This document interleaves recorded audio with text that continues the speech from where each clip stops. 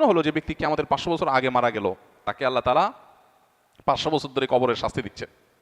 আরেকজন কিয়ামতের ঠিক আগের দিন মারা গেল, যেদিন কিয়ামত তার আগের দিন মারা গেল, তার শাস্তি দিন আল্লাহ তাআলা একদিন।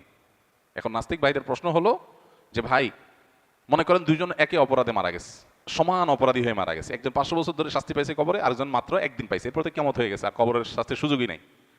তাহলে আল্লাহ তাআলা এখানে ইনসাফ কেমনে করবেন? আল্লাহ কিভাবে ইনসাফ করবেন এই টেনশন তার মাথায় ঢুকছে। আল্লাহ রাব্বুল আলামিন ইনসাফ করবেন, দ্যাটস ইট। আল্লাহ কোরআনে পরিষ্কারভাবে ঘোষণা করে দিয়েছেন, ওমা রাব্বুকা বিযাল্লামিল লিল আবিদ। আল্লাহ তার কোনো বান্দাদের প্রতি কোনো জুলুম করবেন না, আল্লাহ জুলুম করেন না। আল্লাহ বলেছেন হাদিসে কুদসিতে, ইন্নী হারামতু যুলমা আলা নাফসি, আমি নিজের প্রতি নিজে জুলুমকে হারাম করে দিয়েছি।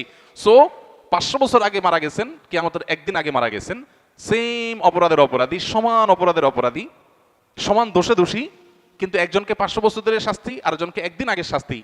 এই দুইটার মধ্যে আল্লাহ ব্যালেন্স কিভাবে করবেন?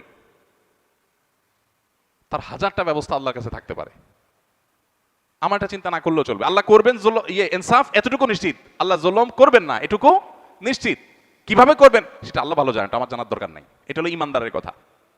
তারপরেও বোঝার জন্য ইব্রাহিম আলাইহিস সালাম যেরকম বলেছেন, আল্লাহ কিভাবে আপনি আবার প্রাণীগুলোকে একত্র করবেন, জীবিত করবেন, আমাকে একটু দেখান। আল্লাহ বলেছেন, আওয়ালাম তো মিন, তোমার কি ইমান নাই? ইমান আসে না, বিশ্বাস হয় না? বলছেন হ্যাঁ বালা ওয়ালা কিল্লিয়াতমাইন্না কলবি। আল্লাহ তাকে দেখাইছেন।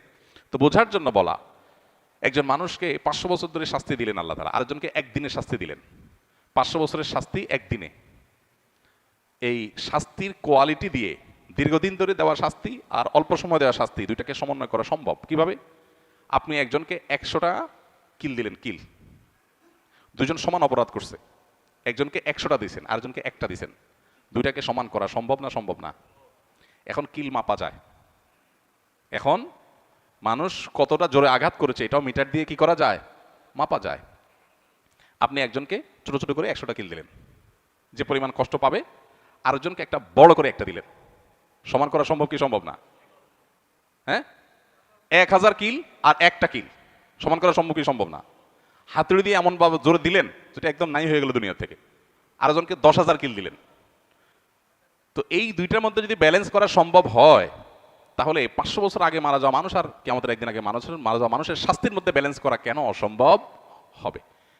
মানুষ সবকিছু নিজের মতো করে ভাবে, এই জন্য সে ভুল করে। আমি মানুষ, আমার সীমিত শক্তি সামর্থ্য দিয়ে আমি ভাবি, আল্লাহ তাআলা অসীম, অতএব তার দ্বারা অসম্ভব বলতে কিছুই নাই। কিয়ামতের ময়দানের আল্লাহ রাব্বুল আলামিন জান্নাতে আত্মীয় স্বজনকে যেরকম মিলিত করাবেন, আবার জাহান্নামে আত্মীয় স্বজনের রাস্তা ভিন্ন হয়ে যাবে, কিন্তু ভিন্ন হওয়ার কারণে জান্নাতের কোনো কষ্ট হবে না। সেই ব্যবস্থা আল্লাহ করবেন, কিভাবে করবেন আল্লাহ জানেন।